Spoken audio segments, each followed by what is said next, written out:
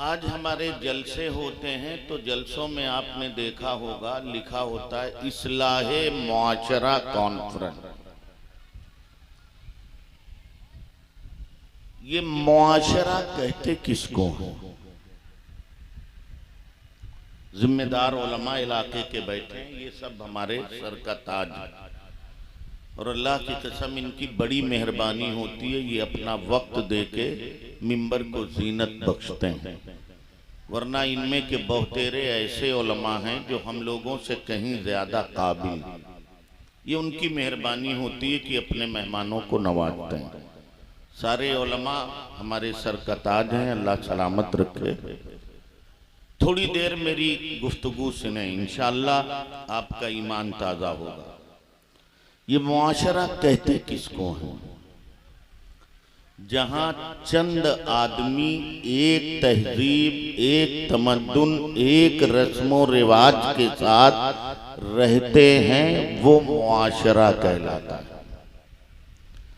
ये मुआशरा घर से शुरू होता है और फिर पूरी कायनात को अपने इहाते में ले लेता है।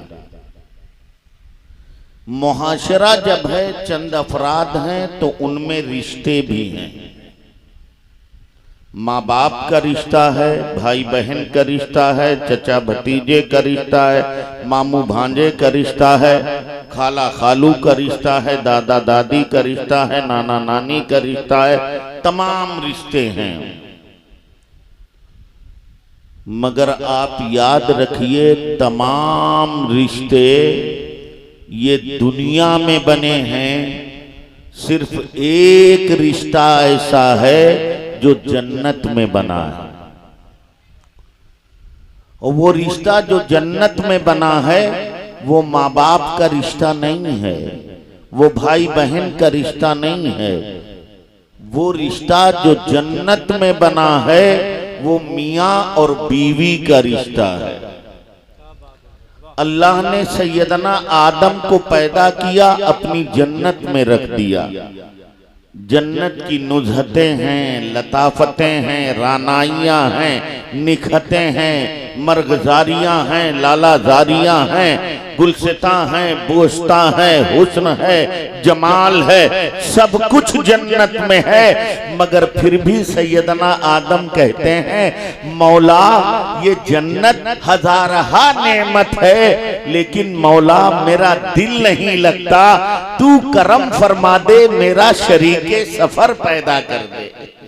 सुभान अल्लाह, सुभान अल्लाह। अल्लाह रब्बुल इज्जत ने उनकी बाईं पसली से सैयदतुना हव्वा अलैहिस्सलाम को पैदा किया और फिर दोनों का निकाह जन्नत ही में कर दिया। सुभान अल्लाह, सुभान अल्लाह। तो सबसे पहला रिश्ता जो दुनिया में आया वो रिश्ता कौन सा है? सब रिश्ते दुनिया के हैं। माँ बाप का रिश्ता दुनिया में बना, भाई बहन का रिश्ता दुनिया में बना, नाना नानी का रिश्ता दुनिया में बना, दादा दादी का रिश्ता दुनिया में बना, मगर मियाँ और बीवी का रिश्ता दुनिया में नहीं बल्कि जन्नत में बना है। सुभान अल्लाह, सुभान अल्लाह। क्या कहने मुफ्ती साहब। इसलिए जब ये बीवी जन्नती है और ये शौहर जन्नती है, तवज्जो है ना आपकी, ये बीवी जन्नती है, ये शौहर जन्नती है और ये रिश्ता जन्नती है, तो इस मुआशरे की तश्कील में इन्हीं दोनों शख्सियतों का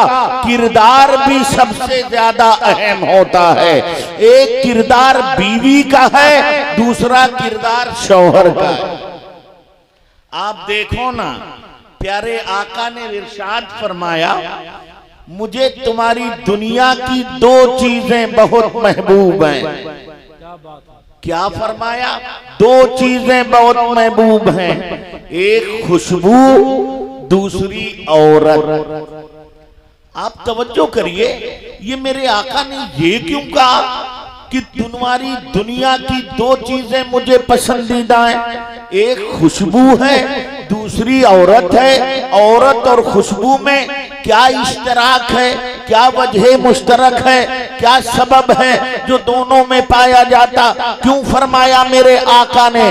तो आप सुनिए, दरअसल वजह ये है कि जब खुशबू फैलती है तो अपने सारे माहौल को अब खुशगवार कर देती है। आप इत्र लगाते हैं, अगल बगल का इलाका भी मुअत्तर हो जाता है। खुशबू अपने इर्द गिर्द के माहौल को मुअत्तर करती है। ठीक इसी तरह नेक औरत अपने खानदान को मुअत्तर करती है, अपने बीवी बच्चों को मुअत्तर करती है। और याद रखिए, ये खुशबू शाखे फूल से पैदा होती है, और ये फूल जब तक के शाखे गुल पर होता है तब तक के जिंदा रहता है, जब तक के शाखे गुल पर होता है तरोताजा रहता है, जब तक के शाखे गुल पर होता है इसकी कदरों कीमत होती है। मगर जैसे ही ये अपनी टहनी से तोड़ा गया, मुमकिन है किसी के गले का हार बन जाए, किसी के दस्तार की जीनत बन जाए, मगर ये चंद लम्हे के लिए होता है। फिर थोड़ी देर के बाद बड़े से बड़े आदमी के गले का हार जो फूल था, चंद लम्हे के बाद कदमों में आ जाता है।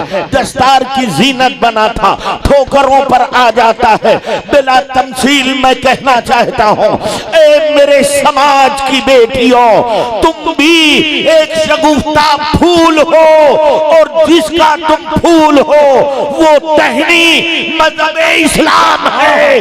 जब तक के तुम मजहब इस्लाम से जुड़ी रहोगी तब तक के खिलती रहोगी, मुस्कुराती रहोगी, दुनिया को मुस्कुराती करती रहो। नारे तकबीर, नारे रिसालत, मसलके आला हजरत हजरत मुफ्ती हनीफ बरकाती साहब कुबला।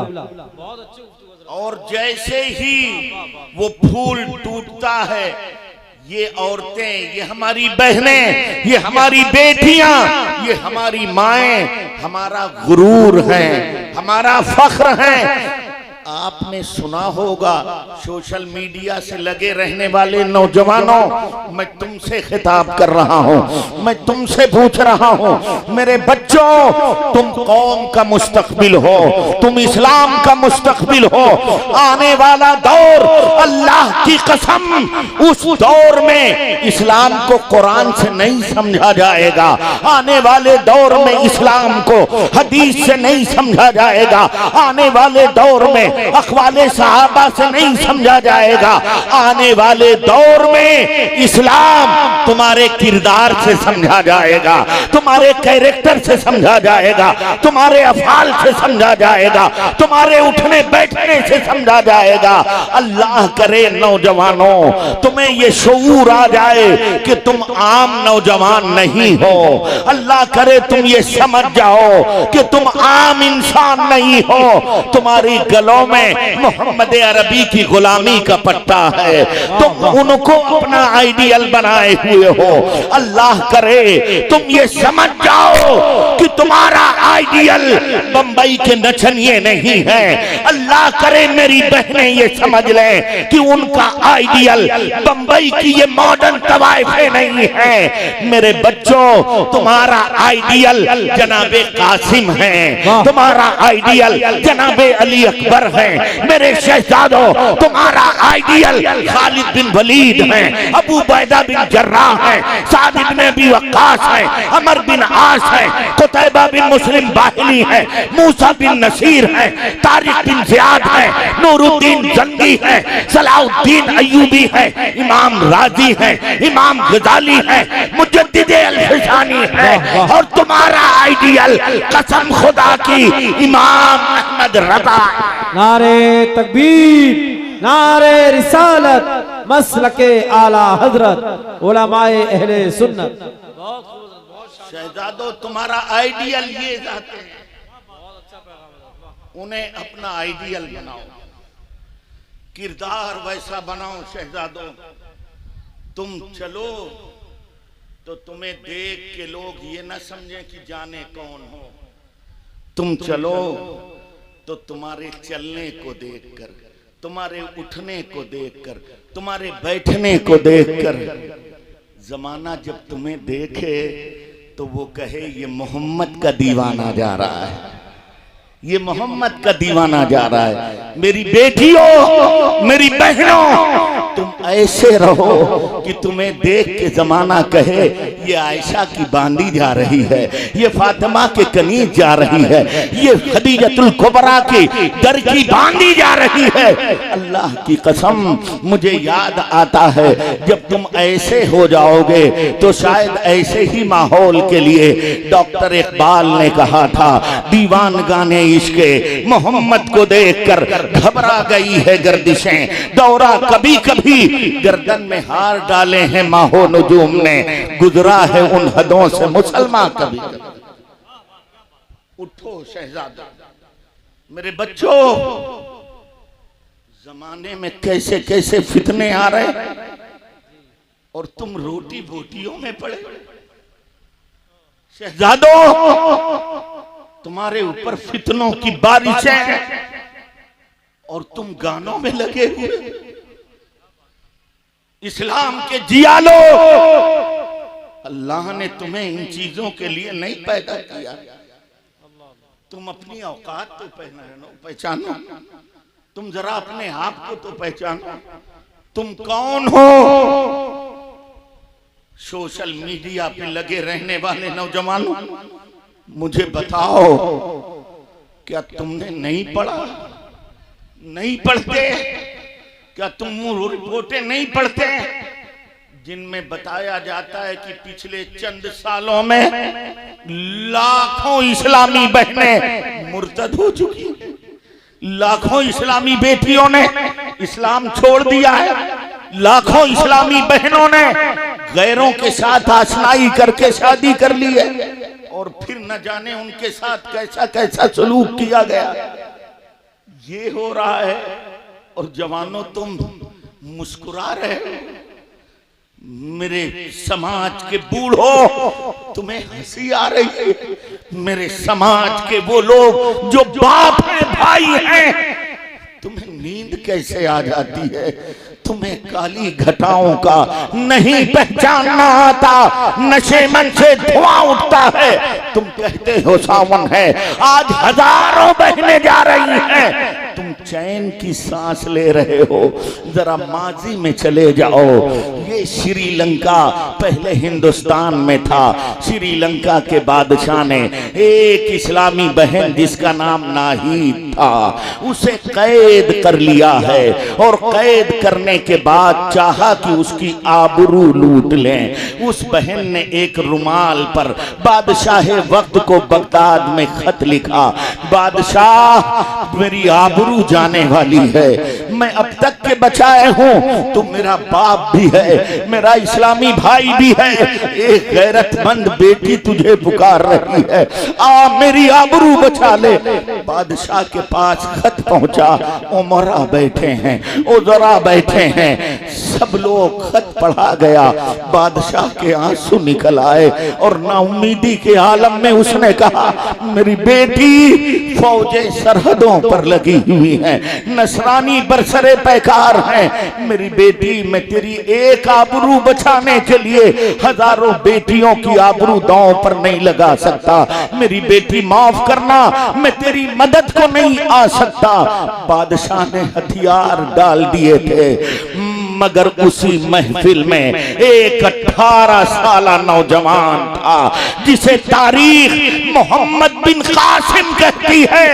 उठा और उसने कहा, बादशाह सलामत, फौज नहीं है ना सही, मुझे इजाजत दी जाए, फौज मैं तैयार करूंगा, असलहा तुम दे दो। बगदाद से हिंदुस्तान दूर सही, मगर मैं अपनी बहन की आबरू बचाऊंगा। सुभान अल्लाह। नारे तकबीर, नारे रिसालत, मजहब इस्लाम, मसलके आला हजरत। मैं अपनी बहन की आबरू बचाऊंगा। तारीख पढ़ने वालों से पूछिए, इन मुअक्कर उलमा से पूछिए, मोहम्मद बिन कासिम जब बीबल मौजूदा कराची पर आया है, भीम सिंह की 80,000 फौज से कितने लोगों का 12,000 के लश्कर का मुकाबला हुआ, मगर दूसरे दिन जमाने ने देखा कि मुखालिफ फौज का सालार किले में जख्मी पड़ा था। सामने मोहम्मद बिन कासिम खड़ा मुस्कुरा रहा था। सरदार को होश आया, पूछा मैं तो जंग में था, मुझे किले में कौन लाया? मोहम्मद बिन कासिम ने कहा तुझे मैं लाया हूँ। उसने देखा, कहा तुम कौन हो? कहा मैं मुसलमानों के फौज का कमांडर इन चीफ मोहम्मद बिन कासिम हूँ। वो कराह के कहने लगा, मोहम्मद बिन कासिम तुम मुझे जानते हो मैं कौन हूँ? कहा मैं तुझे नहीं जानता कि तू कौन है, मुझे तेरा हसब नसब नहीं चाहिए, मुझे तेरा नाम नहीं चाहिए। कहा फिर तू मुझे यहाँ उठा के क्यों लाया है? कहा मेरे नबी की रहमत ने मुझे पुकारा, तू जख्मी था इसलिए उठा के किले में ले आया हूँ। कहने लगा मोहम्मद बिन कासिम तुम जानते हो मैं कौन हूँ? कहा मैं नहीं जानता। कहा मैं दुश्मन फौज का कमांडर इन चीफ हूँ, तूने मुझे उठा के जिंदगी बख्श दी है, तुझे तो मुझे कत्ल कर देना चाहिए। जवाब सुनो मोहम्मद बिन कासिम का, और वो लोग भी सुने जो कहते हैं इस्लाम तलवार से फैला है। मोहम्मद बिन कासिम ने कहा मैं जान भी लूं कि तू दुश्मन फौज का सालारे आदम है, तब भी मैं तेरा इलाज कराऊंगा, इसलिए कि इस्लाम की तलवार जब उठती है तो वो काफिर को नहीं काटती है, उसके कुफ्र को काटती है। वाह वाह, बहुत खूब मुफ्ती साहब, वाह वाह वाह। तो वो काफिर को नहीं काटती है, उसके कुफ्र को काटती है। कहा फिर तू मुझे जिंदा छोड़ देगा?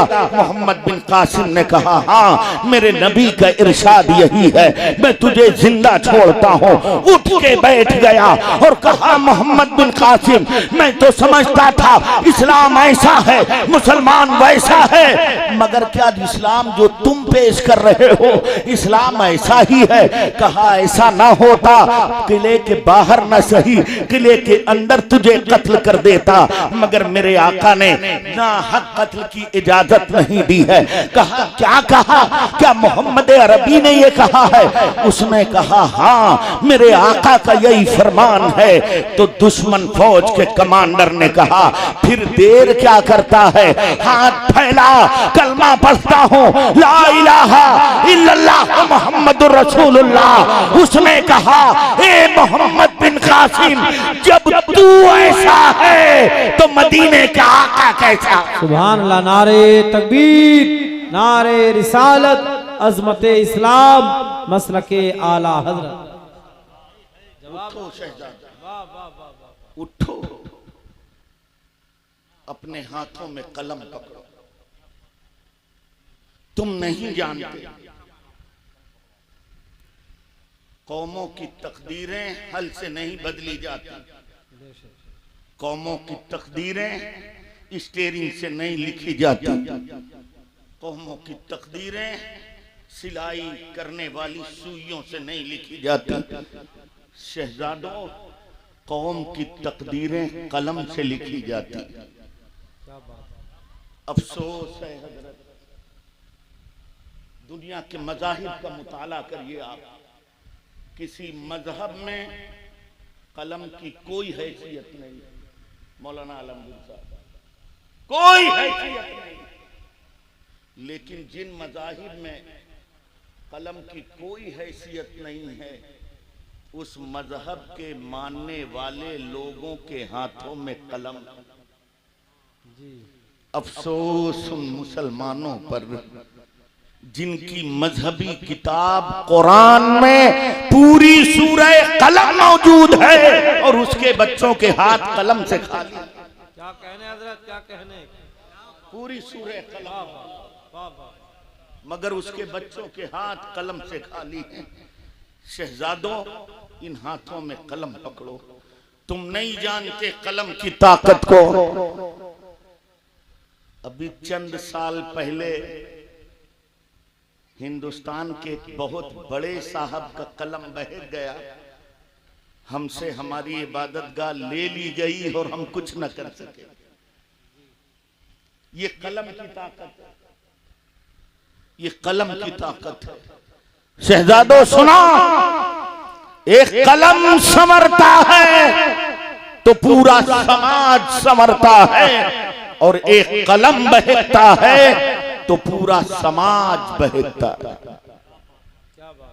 शायद आप मेरी बात न समझ सके तो मैं थोड़ी वजाहत करता हूं। एक कलम बहकता है तो पूरा समाज बहकता है।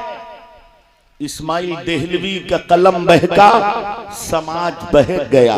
अशरफ अली थानवी का कलम बहका, समाज बहक गया। कासिम अली नानातवी का कलम बहका, समाज बहक गया। महमूदुल हसन का कलम बहका, समाज बहक गया। तस्लीमा नसरीन का कलम बहका, समाज बहक गया। सलमान रुश्दी का कलम बहका, समाज बहक गया। जाकिर नाइक का कलम बहका, समाज बहक गया। कारी तैयब का कलम बहका, समाज बहक गया। ताहिरुल कादरी का कलम बहका, समाज बहक गया। मगर खुदा की कसम इमाम अहमद रजा का कलम संवर गया है, समाज संवर गया। नारे तकबीर, नारे रिसालत, फैजाने आला हजरत, मसलके आला हजरत। एक बहका हुआ कलम जब लिखता है तो लिखता है जिसका नाम मोहम्मद या अली है, वो किसी चीज का मालिक व मुख्तार नहीं। बहका हुआ कलम लिखता है तो लिखता है नबी हमारी तरह थे। बहका हुआ कलम लिखता है तो लिखता है नबी मर के मिट्टी में मिल गए। बहका हुआ कलम लिखता है तो लिखता है नबी को पीठ के पीछे का इल्म नहीं। मगर जब एक संवरा हुआ कलम लिखता है तो वो यूं लिखता है, ए मेरे आका, ये आपका कलमा पढ़ के, आपका दिया हुआ खा के आपकी गद्दारी करते हैं। आपको कहते हैं आपको कोई इख्तियार नहीं, मगर आपका गुलाम अहमद रजा तो यही कहेगा, मैं तो मालिक ही कहूंगा कि हो मालिक के हबीब यानी महबूब व मुहिब में नहीं मेरा तेरा। बहका हुआ कलम लिखता है तो लिखता है नबी मर के मिट्टी में मिल गए। समरा हुआ कलम लिखता है तो लिखता है तू जिंदा है वल्लाह, तू जिंदा है वल्लाह, मेरी चश्मा आलम से छुप जाने वाले। बहका हुआ कलम लिखता है तो लिखता है नबी को पीठ पीछे का इल्म नहीं। मगर समरा हुआ कलम लिखता है तो यूं लिखता है, और कोई गैब क्या तुमसे नेहा हो भला, जब न खुदा ही छुपा तुम पे करोड़ों दुरूद। बहका हुआ कलम लिखता है तो लिखता है नबी हमारी तरह थे। समरा हुआ कलम लिखता है तो यूं लिखता है, अल्लाह की सरता बकदम शान है ये, इंसान ही इंसान, वो इंसान है ये। कुरान तो ईमान बताता है इन्हें, ईमान ये कहता है मेरी जान है ये। बहुत खूब हजरत, वाह वाह, अल्लाह या रसूल अल्लाह, जिंदाबाद। बहुत खूब मुफ्ती साहब, वाह वाह वाह, बहुत शानदार हजरत। अरे तुम भी लगा दो यार नारा, कोई जवान है नहीं जो नारा लगा सके। इन लोगों में खड़े होके लगाओ यार। बहुत शानदार है। बैठ जाओ, बैठ जाओ, बैठ जाओ। माशाल्लाह, बहुत शुक्रिया। अल्लाह करे तुम्हारी आवाजों में खनक पैदा हो जाए। फलक शगाफ नारे लगाओ। अब थोड़ी देर और मेरी गुफ्तगू सुने। शहजादों, कलम की बहुत हैसियत है, कलम की बड़ी हैसियत है। तवज्जो है ना आपकी? गौर से सुन रहे हैं ना आप? बोर तो नहीं हो रहे? हाँ, बस थोड़ी देर और सो। अल्लाह करे कि ये अहले मिंबर थोड़ा सा संवर जाए, थोड़ा से मेरे ऊपर मेहरबानी कर दें, थोड़ी देर और मेरा साथ दे दें। जब तक के दूसरे खतीब नहीं आ जाते तब तक कि मैं आपकी खिदमत कर दूं।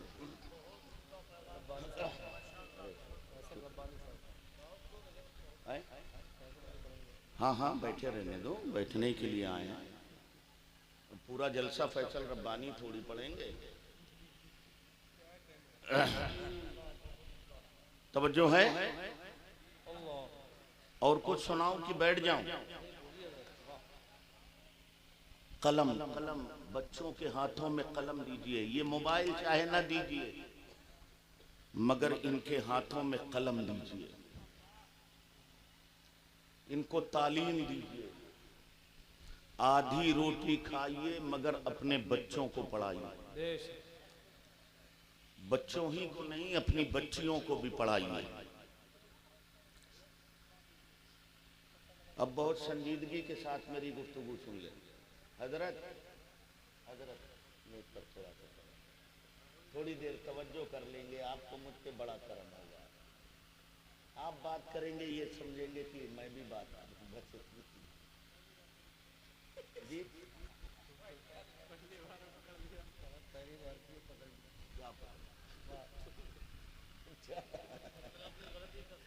अरे नहीं, हमारे बड़े हैं, बस थोड़ा तवज्जो दे लेंगे तो लोग मेरी बातें सुन लेंगे। और जो मैं बात कह रहा हूँ मैं दिल से कह रहा हूँ। मैं उन लोगों में से नहीं हूँ जिनका मतमह नज़र ये होता है कि मजमे से नारे लगें और हमारी तारीखें बढ़ जाएं। अल्लाह की कसम, जितना मुझे यकीन दिन के सूरज निकलने के बाद दिन के वजूद पर है, उससे कहीं गुना ज़्यादा अपने रब की रज़ाकियत पर है। अल्लाह अगर कीड़ों को रिस्क देता है, मैं तो अशरफुल मखलूकात हूँ। क्या कहने, लेकिन सच्ची सच्ची बातें सुन लीजिए। बहुत अच्छा। और मैं कहीं नहीं डरता, न इस स्टेज पर न किसी बड़े से बड़े स्टेज पर। एक जगह मैंने कह दिया, अभी हाल ही में आपने देखा होगा, एक मर्द मुजाहिद नामूसे रिसालत पर हजारों गाड़ियों के काफिले के साथ निकला तो हुकूमत की चोलें हिल गई। मैंने कह दिया, अल्लाह करे ये साहिबाने सज्जादा अपने अपने हुजरों से बाहर निकल आए तो हिंदुस्तान का नक्शा बदल जाए। वाह वाह वाह वाह वाह वाह वाह वाह वाह, क्या हक बयान किए, वाह वाह वाह।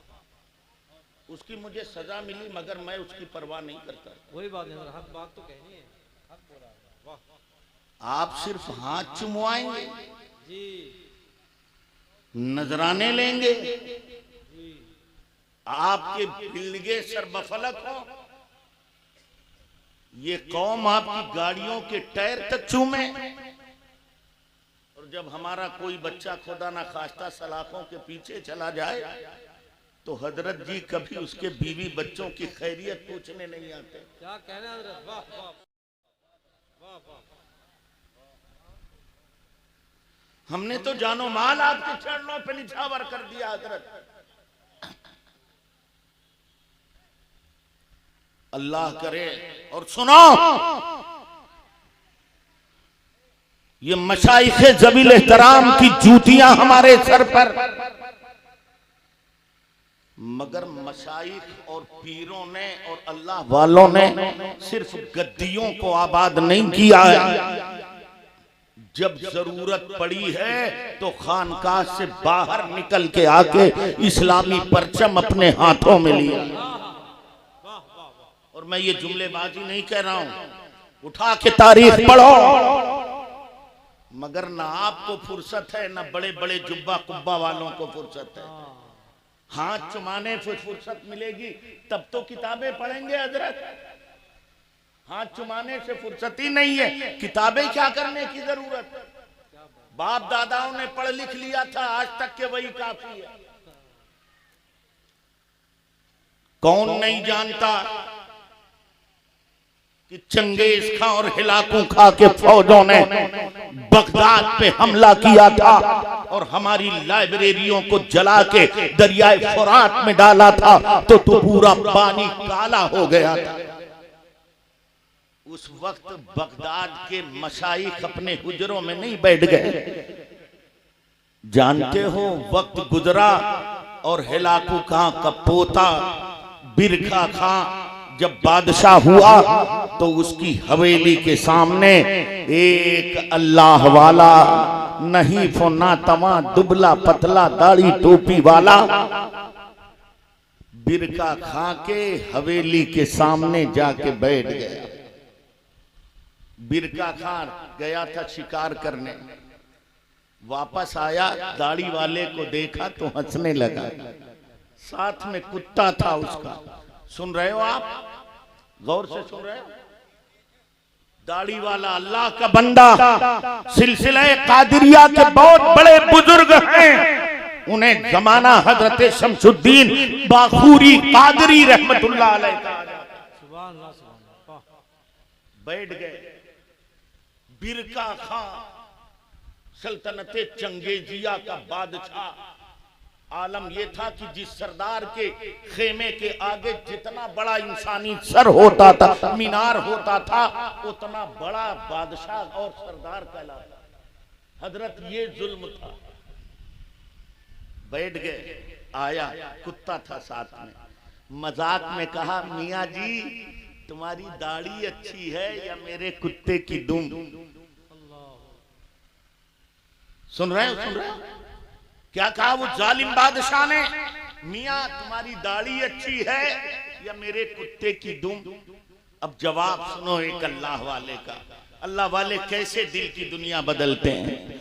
फरमाते हैं कुत्ते का भी मालिक है और मेरा भी कोई मालिक है। अरे जोर से कह दो यार, जवानों आप कह दो यार, हुसैनियों की तरह कह दो।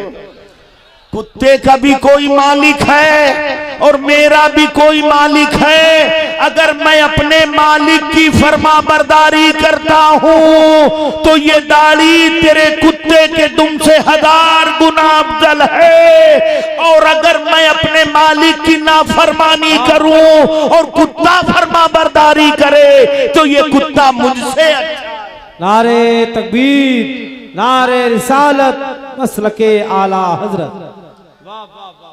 ये बात कही हजरत ने तो बिरका खां के दिल पे, भाई नाज़िम साहब, बिरका खां के दिल पे असर हुआ। अंदर बुला के ले गया, पूछा तुम कौन हो, क्या चाहते हो? कहा कुछ नहीं चाहता हूं, बस ये चाहता हूं नबी का कलमा पढ़ ले।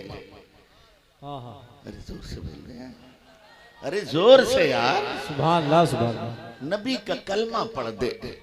कहने लगा मैं तो पढ़ दूं मगर मेरे सरदार मुझे मार डालेंगे, तुम चले जाओ बाद में देखेंगे।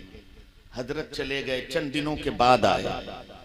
बिरका खां ने कहा तुम्हारी बातें तो मेरे दिल पे असर कर गई हैं, लेकिन मैं इस्लाम कबूल करूं तो ये सारे सरदार भड़क जाएंगे, मुझे भी कत्ल कर देंगे, तुम्हें भी कत्ल कर देंगे। लिहाजा एक तरकीब मैं निकालता हूं कि मैं तुम्हारा धर्म तो कबूल कर लूंगा मगर मेरी सरदार का जो, मेरे इस लश्कर का जो सबसे ताकतवर पहलवान है, तुम्हें उससे कुश्ती लड़नी पड़ेगी। सुना? एक दुबले पतले बूढ़े इंसान, सिंगल बॉडी, और वो क्या कह रहा, मेरे लश्कर का जो सबसे बड़ा ताकतवर पहलवान है उससे तुझे लड़ना पड़ेगा। हम लोग होते तो भाग जाते मौका देते, मगर आईने हक जमा मर्दा, हक गोइयो बेबाकी, अल्लाह के शेरों को आती नहीं रुबाई। फरमा बुला, वो तेरा गुलाम है, मैं अली का गुलाम हूं। सुभान अल्लाह, सुभान अल्लाह। कहा लड़ेगा? कहा हाँ। तारीख मुतय्यन हो गई, अखाड़ा मुतय्यन हो गया, डुग्गी पीट दी गई।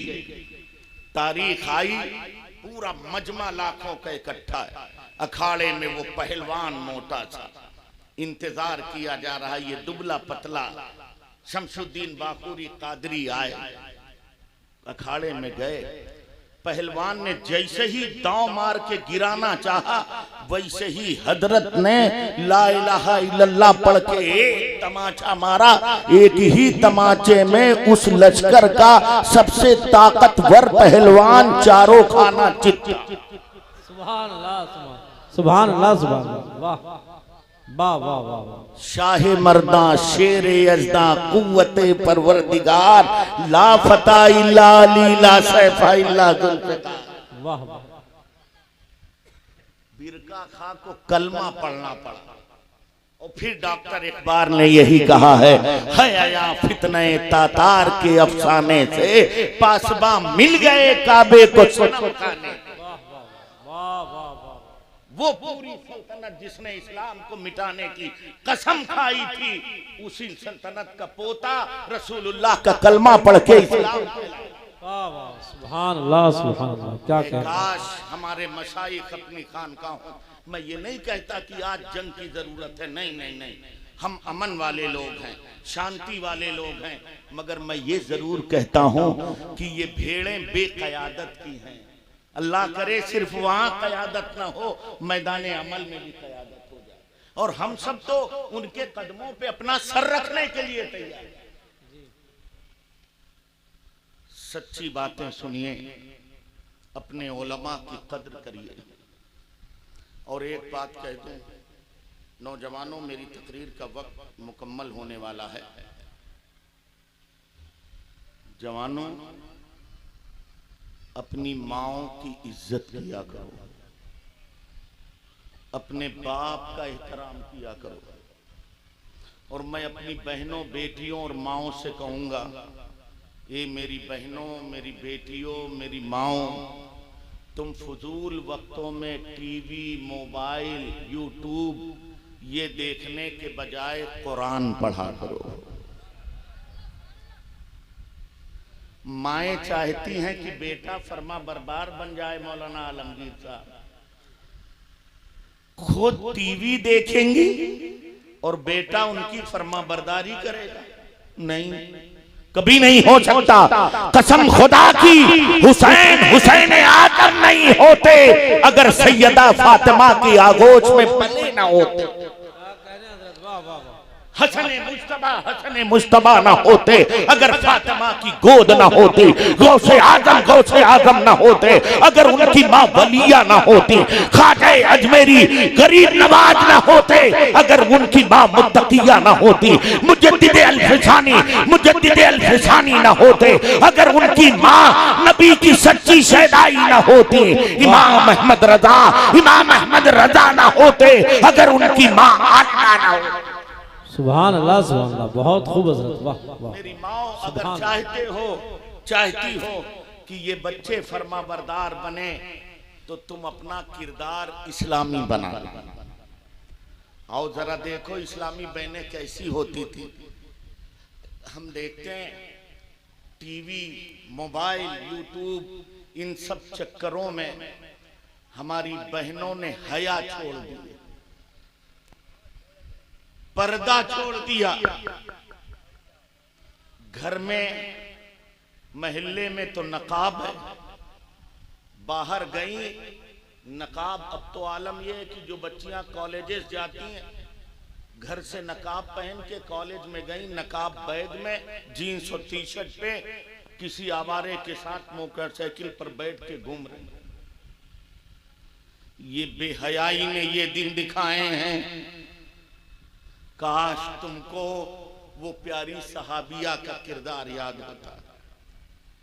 एक सहाबिया थी, उनका बेटा शहीद हो गया तो वो आका की बारगाह में नकाब पहन के आई, अपनी फरियाद लेके। सहाबा बैठे हुए थे, सुन रहे हो यार? सहाबा बैठे हुए थे, नकाब पहन के आई। सहाबा ने देखा कि अरे ये तो वही हैं जिनका बेटा शहीद हो गया था और ये नकाब पहन के आए। एक सहाबी ने दूसरे सहाबी से कहा, देखो इन्हें, इनका बेटा शहीद हो गया और ये नकाब पहन के आई। उस सहाबिया ने ये जुमला सुन लिया, मुड़ी सहाबी की तरफ। तवज्जो है ना, तवज्जो है ना मेरी माँ और बहनों, आपकी भी तवज्जो चाहता हूँ। कहा इनका बेटा शहीद हो गया है और ये नकाब पहन के आई है, हिजाब के साथ आई है। वो सहाबिया उनकी तरफ मुड़ी और फिर तारीख का बड़ा शानदार जुमला कहा है। फरमाया, मेरे भाइयों, तवज्जो है ना, तवज्जो ना मेरी बहनों, तवज्जो है ना, तवज्जो से सुनिया। कहा, क्या कहा था सहाबा ने? इनका बेटा शहीद हो गया है और ये नकाब पहन के आई है। वो बहन मुड़ी और मुड़ने के बाद कहा, मेरे भाइयों, मेरा बेटा गया है मगर मेरी हया बाकी है। मेरा बेटा गया है मगर मेरी हया बाकी है। मेरा बेटा गया है मगर मेरी हया बाकी है। जब माएं ऐसी थीं तो बच्चे ऐसे शानदार होते थे। मेरी माओं, मेरी बहनों, तुम मिजाज इस्लामी बना लो, इस्लाम के शजर से जुड़ जाओ, अपने आका से मोहब्बत करो। और शायद इसीलिए ये जामिया आमिना लिल बनात मौलाना सलीम अख्तर साहब ने बनाया है।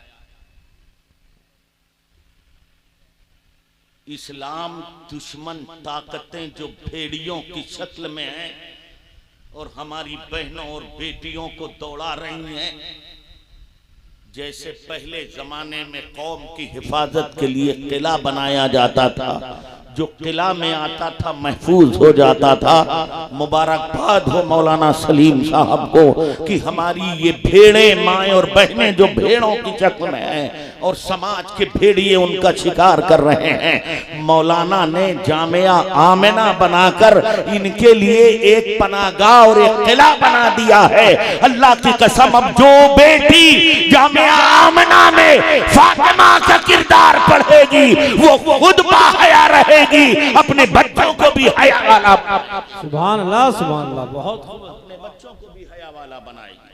अपनी बेटियों को भेजिए जामिया आमिना लिल बनात में, ये दीन पढ़ें, ये समाज पढ़ें। आओ देखो, बहनों को हमारी पैसे से बहुत प्यार, बच्चे से बहुत प्यार, मगर वो सहाबिया थी, उन्हें कितना प्यार था, पैसे से, शौहर से, बच्चे से, बाप से, या सबसे ज्यादा आका से।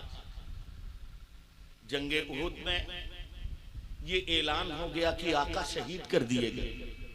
मदीना में पूरा ववेला मच गया। एक खातून जिनका नाम हजरत उम्मे जमील था, मदीना से बाहर उहुद की तरफ भागी। रास्ते में एक सहाबी मिले, कहां जा रही हो? तुम्हारा बाप शहीद हो गया। लोगों ने उड़ा दिया था कि मोहम्मद अरबी शहीद कर दिए, भागी जा रही थी। एक सहाबी ने कहा तुम्हारा बाप शहीद हो गया। सहाबिया ने कहा कोई बात नहीं, ये बताओ मुस्तफा प्यारे कैसे हैं। आगे बढ़ी, एक सहाबी मिले, कहां जा रही है? तुम्हारा बेटा शहीद हो गया। कहा कोई बात नहीं, ये बताओ प्यारे आका कैसे हैं।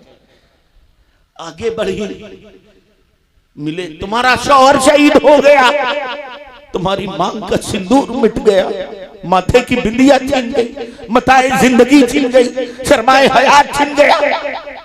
कहा कोई बात नहीं है, ये बताओ मेरे आका कैसे हैं। कोई जवाब न मिला। सफे फाड़ती हुई अंदर गई तो क्या देखी, मेरे आका तशरीफ फरमा है।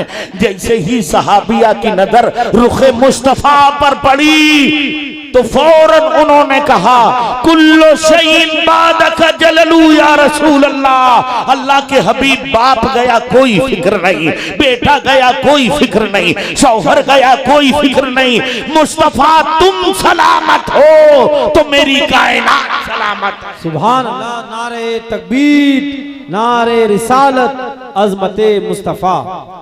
मुझे कोई परवाह नहीं, मुस्तफा तुम सलामत हो। आला हजरत उसी को फरमाते हैं, उनके निसार कोई कैसे ही रंग में हो, जब याद आ गए हैं सब गम। बहनों, रसूलुल्लाह से ऐसी मोहब्बत करो। मेरी बेटियों, अपने आका से ऐसी मोहब्बत करो। मेरी माओ, अगर तुम सच्ची माँ हो, बस दो बातें कह के मैं अपनी जगह लेता हूँ, है ना? टाइम हो गया ना, कहाँ चले गए ये बुजुर्ग? सदर साहब क्या हुक्म? 12:42 हो गए। बस दो बातें और सुन लीजिए, मैं अपनी जगह लेता हूँ। सदर साहब का यही हुक्म है। एक वाकया माँ और बहनों के लिए और एक वाकया तुम्हारे लिए। माओ, जब तुम अपना किरदार अच्छा बना लोगी तो इंशाअल्लाह ये बच्चे फर्मा बरदार हो जाएंगे। बस एक वाकया सुनाऊंगा बहुत जल्दी में। कैसी माएँ होती थी। इमाम गजाली का नाम सुना है? इमाम गजाली का नाम सुना है? नहीं सुना है तो इन उलमा से पूछ लेना। हजरत इमाम गजाली हुज्जतुल इस्लाम। बस मेरी तरफ देखो यार जल्दी से, मैं अपनी जगह ले लूं। इमाम गजाली मस्जिद में इमामत करते थे। उनके भाई अहमद गजाली उनके पीछे नमाज नहीं पढ़ते थे। इमाम गजाली बहुत बड़े मौलाना हैं। उन्होंने अम्मा से एक दिन कहा, अम्मा मेरा भाई मेरे पीछे नमाज नहीं पढ़ता, गांव वाले ताना देते हैं। माँ ने भाई को बुलाया, ए बेटा इधर आ, तू अपने भाई के पीछे नमाज नहीं पढ़ता? कहा हाँ अम्मा नहीं पढ़ता हूँ। कहा आप पढ़ना? कहा ठीक है। मगरिब का वक्त था, इमाम गजाली नमाज पढ़ाने गए, उनके भाई मोहम्मद गजाली पीछे गए। इमाम ने कहा अल्लाहु अकबर, मुक्तदी ने कहा अल्लाहु अकबर। एक रकात पढ़ी, दूसरी रकात में नियत तोड़ी, भाग गए। इमाम गजाली ने सलाम फेरा, देखा भाई, पूछा मेरा भाई कहाँ गया? तो दूसरे मुक्तदियों ने बताया हुजूर वो तो एक रकात के बाद भाग गए। अब इमाम गजाली कहने लगे वो अंधेरा ही भला था कि कदम राह पे थे, रोशनी लाई है मंजिल से बहुत दूर हमें। अरे नहीं पढ़ता था तो गनीमत था, पढ़ने आया एक पढ़ के भाग गया, अब तो और बेइज्जती कराए। रोते हुए अम्मा के पास गए। अम्मा, कहा बेटा क्या बात? कहा अहमद गजाली नमाज पढ़ने गया था, नहीं जाता था गनीमत, अब गया तो एक पढ़ा भाग ही आया, अब तो और लोग मेरे ताना कशी करेंगे मुझे। माँ ने बुलाया, अहमद इधर आओ। अहमद गजाली आया, कहा नमाज पढ़ने गया था, बस मेरी तरफ देखो, कोई भी आए मेरी तरफ देखो, गौर से सुनना बस वो वाकया जो मैं तुम्हें देना चाहता हूँ। कहा अहमद नमाज को गए थे? कहा हाँ अम्मी गया था। कहा पूरी पढ़ा? कहा ना, एक पढ़ा भाग ही आए। कहे एक पढ़ा? अब जवाब सुनना। कहा अम्मी एक इसलिए पढ़ा कि इमाम साहब ने जब अल्लाह अकबर कहा, मैंने भी अल्लाह अकबर कहा, तो एक रकात तक इमाम साहब की तवज्जो अल्लाह की तरफ थी, और जैसे ही दूसरी रकात के लिए इमाम खड़े हुए, जबान से तो किरत कर रहे थे मगर दिमाग में औरतों की पाकी और नापाकी के मसले चल रहे थे। तो अम्मा ऐसे इमाम के पीछे क्या नमाज पढ़ूं जो नमाज में औरत की पाकी नापाकी का मसला ढूंढता है। तवज्जो है, तवज्जो है, तवज्जो। ये हंसने की बात नहीं। अब देखना, अब तारीखी जुमला आ रहा जो बहनों को सोचना है। मेरी माओ तुम्हें इसे सुनना है और तावीज बना के ले जाना है। जब बेटे ने कहा अम्मा दूसरी रकात में ये औरतों की पाकी नापाकी के मसले समझ रहे थे, मैं तोड़ के चला आया। अम्मा ने ठंडी सांस ली, हाय मेरे अल्लाह, तूने मेरे दो बेटे दिए और दोनों नाकारा निकले। दो बेटे और दोनों नाकारा। हंसिए नहीं, हंसिए नहीं, सुनिए सुनिए। कौन इमाम गजाली? आप नहीं जानते उनको, कितने बड़े इमाम गजाली।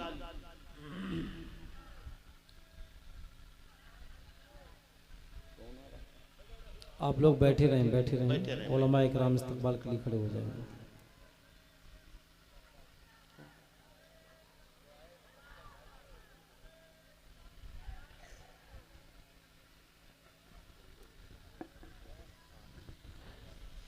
नारे तकबीर, नारे रिसालत, नारे गौसियत। उलमाए अहले सुन्नत, शहजादे शेखुल आलम हजरत अल्लामा मुफ्ती उवैस अहमद साहिब क़िबला नक्शबंदी, हजरत अल्लामा मुफ्ती उवैस अहमद साहिब क़िबला नक्शबंदी। नारे तकबीर, नारे रिसालत।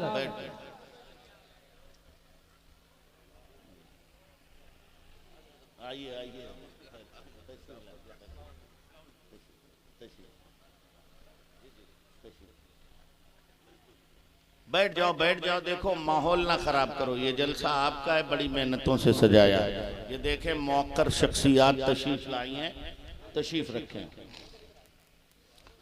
बस मैंने कहा था ना मैं दो वाक़े सुनाऊंगा, ये वाक़या पूरा होने वाला है। बस सुन लीजिए, सुन लीजिए गौर से, गौर से। बैठ जाओ, बैठ जाओ, बैठ जाओ बेटो, बैठ जाओ, बैठ जाओ। क्या कहा? इमाम गजाली की अम्मा ने कहा अल्लाह तूने मुझे दो बेटे दिए और दोनों नाकारा। बताओ, इमाम गजाली जैसा बेटा, इमाम अहमद गजाली जैसा बेटा, एक शरीयत का इमाम, दूसरा तरीकत का इमाम, और उनकी माँ कह रही हैं दोनों नाकारा। इमाम गजाली ने पूछा अम्मा तवज्जो है आपकी? अम्मा आप ये क्यों कह रही हैं कि आपके दोनों बेटे नाकारा? तो माँ का तसव्वुफ देखो, माँ कहती है दोनों नाकारा इसलिए कि एक नमाज पढ़ता है तो औरतों की पाकी और नापाकी के मसले तलाश करता है, और दूसरा पीछे नमाज पढ़ता है तो वो अल्लाह की तरफ तवज्जो नहीं, अपने भाई के दिल पे तवज्जो करता है। दो बेटे, दोनों की तवज्जो अल्लाह की तरफ नहीं है। क्या कहने, क्या कहने। दो बेटे हैं और दोनों की तवज्जो अल्लाह की तरफ नहीं है। एक की मसला मसाइल की तरफ और दूसरे के कल्ब की तरफ। अल्लाह अकबर। जब माँ ऐसी होती है तो उसके शिकम से पैदा होने वाला बेटा इमाम गजाली होता है, इमाम अहमद गजाली। बहुत अच्छे, बहुत। मेरी माँ और मेरी बहनों ऐसे बनो। और ए मेरे बच्चों, तुम अपनी माओ की कद्र किया करो। माँ जैसी दौलत कायनात में कोई दूसरी नहीं। अल्लाह उसके रसूल के बाद दुनियावी रिश्तों कोई नहीं। बस एक वाकया सुनो। इस सदी से पहली वाली सदी में चाइना में एक भूकंप आया था, जलजला। एक औरत एक मकान में थी, मकान गिरा, मगर वो ऐसे गिरा, छत गिरी और वो एक दीवार से टेक लगाए एक औरत अपने बच्चे को दूध पिला रही थी। छत ऐसे गिरी, यहां वो बैठी थी और छत ऐसे गिर गई। चारों तरफ से पैक हो गया, निकलने की कोई जगह नहीं। बच्चे को दूध पिला रही थी। बच तो गए माँ बेटे दोनों, मगर अब निकलने की कोई गुंजाइश नहीं। माँ दूध पिलाती रही। एक दिन दूध पिलाया, मगर न खाना न पानी, छाती में दूध खुश्क हो गया। बच्चा रोने लगा, तड़पने लगा, बिलखने लगा। माँ ने अपनी जबान बच्चे के मुंह में डाली, मगर जबान में लुआब कहां था? सूखी जबान, क्या फायदा होता? तवज्जो है? बेहोश हो गई। राहत रसानी का काम पहुंचा तो दोनों बेटे, सांसें चल रही थी बेटे की भी और मां की। हॉस्पिटल ले गए, इलाज हुआ, होश में आए। जब औरत होश में आई, डॉक्टर मिलने आए। डॉक्टरों ने पूछा तुम्हारे साथ क्या हुआ? उसने पूरा वाकया बताया। डॉक्टरों ने कहा वो नहीं पूछना है, हमें पूछना यह है कि तुम ये बताओ, ये तुम्हारी 10 उंगलियां ये कटी हुई क्यों है? इसकी वजह क्या है? ये उंगलियां क्यों कटी हुई? तो उस माँ का जवाब सुनो प्यारे बेटो, और अपनी माओ का एहतराम करना। माँ ने कहा डॉक्टर साहब, जब वो स्लेब गिरी हमारे निकलने का कोई जरिया नहीं बना। बच्चा छाती से लगा हुआ था, खून दूध सूख गया था, बच्चा चिल्ला रहा था। मैंने जबान मुंह में दी, मगर बच्चा चिल्लाता रहा। मेरे बच्चे का रोना मुझसे देखा न गया। जबान काम ना आई, छाती काम ना आई। मेरी अक्ल ने काम किया कि तेरी छाती में दूध नहीं है न सही, तेरी रगों में खून तो है। मैंने एक उंगली से एक उंगली को दांत से काटा और उंगली अपने बच्चे के मुंह में डाल दी। बच्चे ने खून पिया, खामोश हो गया। दूसरी जरूरत पड़ी, दूसरी काट के पिला दिया। तीसरी जरूरत पड़ी, तीसरी पिला दिया। इसी तरह मैंने 10 उंगलियां काटी और अपने बच्चे को पिला दी। उसके बाद मैं बेहोश हो गई। अब आपके सामने खड़ी हूँ। ए मेरे भाइयों, जरा देखो माँ कितनी अजीम है कि अपने बच्चों की परवरिश के लिए उंगलियां काट काट के अपना खून तक पिला देती है। ए बच्चों, जब तुम बिल्कुल छोटे से होते हो, तुम मैं बोलते हो, माँ बाप परेशान नहीं होते। तुम्हारी गलाजतें साफ करते हैं, परेशान नहीं होते। तुम उठते हो, कहीं गिर ना जाओ तो तुम्हें थाम लेते हैं।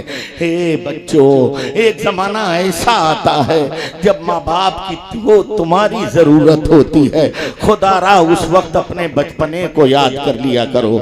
इसीलिए अल्लाह ने फरमाया रब्बिरहम्हुमा कमा रब्बयानी सगीरा, ये दुआ किया करो, ए मेरे अल्लाह मेरे माँ बाप पर वैसे रहम फरमा दे जैसे इन्होंने बचपने में मेरी परवरिश की है।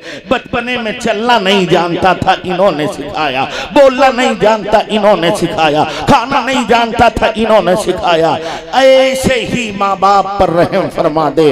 अगर कभी बुढ़ापे की वजह से माँ बाप चल न सके तो तुम उनका सहारा बन जाओ। माँ बाप बोल न सके तो अपना बचपना याद कर लो। तुम में करते थे, माँ बाप तमाचे मारते, मगर उस में पर नाराज नहीं होते थे, खुश हो जाया करते थे। अगर आज तुम्हें माँ बाप की बोली न समझ में आए तो नाराज ना होना, खुश हो जाया करना। तुम उठते थे कहीं गिर न जाओ, बाप सहारा बन जाता था।